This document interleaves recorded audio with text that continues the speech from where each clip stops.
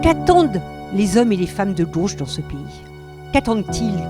Ces hommes et ces femmes qui souffrent au niveau de leur pouvoir d'achat, ces hommes et ces femmes qui se battent dans les entreprises contre le licenciement, pour de vrais salaires, ces hommes et ces femmes qui se battent pour des droits égaux pour les femmes et les hommes, ces hommes et ces femmes qui se battent contre les violences, ces hommes et ces femmes qui se battent pour un développement durable, ces hommes et ces femmes qui se battent pour tout simplement avoir demain des jours meilleurs, ces hommes et ces femmes qui en ont assez du système capitaliste, du libéralisme, qui veulent construire une autre société.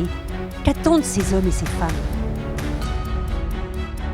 Clémentine, elle a fait des choix qui sont, je pense, comparables aux miens, qui étaient l'idée que pour arriver à faire en sorte qu'un jour on arrive à transformer les choses dans ce pays, la gauche qui porte un programme de rupture par rapport au capitalisme financiarisé devienne majoritaire.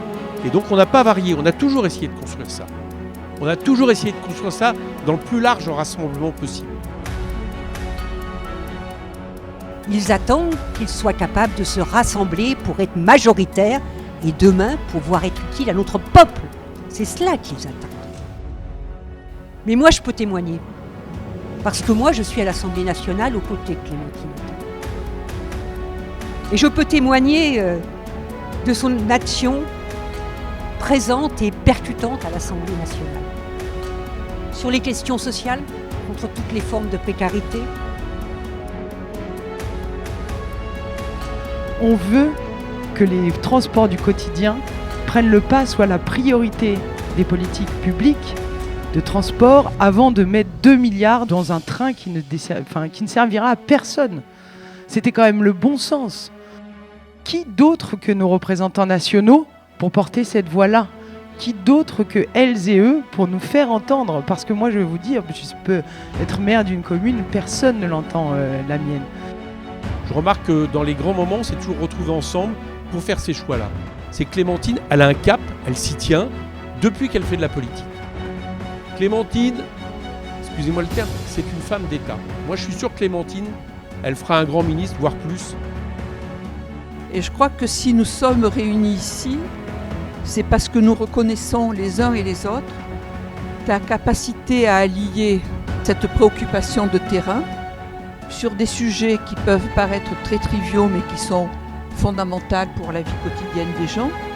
Bien écoute Clémentine, tu es la députée qu'il faut pour ce secteur. Tu as su l'être avant, tu sais l'être maintenant, je sais que tu sauras l'être demain. C'est important pour nous, sache-le, parce que la bataille, si elle est dure ici, elle sera encore plus dure de l'autre côté. Et de montrer qu'à côté de chez nous, il peut y avoir l'espoir de gens comme toi, de militants et de militantes qui poussent à ça, eh bien ça peut aider aussi les territoires d'à côté à montrer que c'est possible.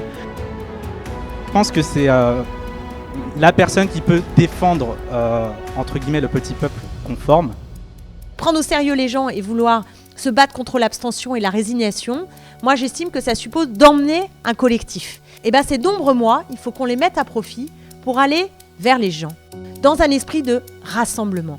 Parce qu'il faut se rassembler à gauche sur notre territoire. Et moi, j'appelle solennellement à faire front commun dès le premier tour dans notre circonscription pour ne pas permettre à la droite de prospérer, voire de gagner. Parce que c'est ça le sujet.